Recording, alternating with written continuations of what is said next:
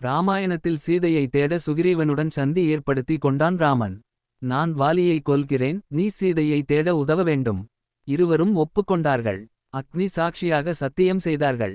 என் மனைவியை அபகரித்தான் அண்ணன் வாலி என்றான்.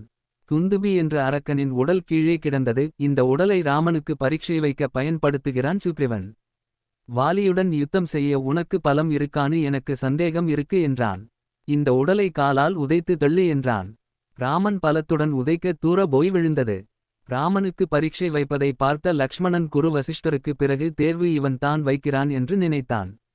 ராமன் சுக்ரீவனை பார்த்து ஆச்சரியப்பட்டான். வாலி இந்த உடலை தூக்கி ஏறியும் போது மாமிசமுடன் முழு உடலாக இருந்தது.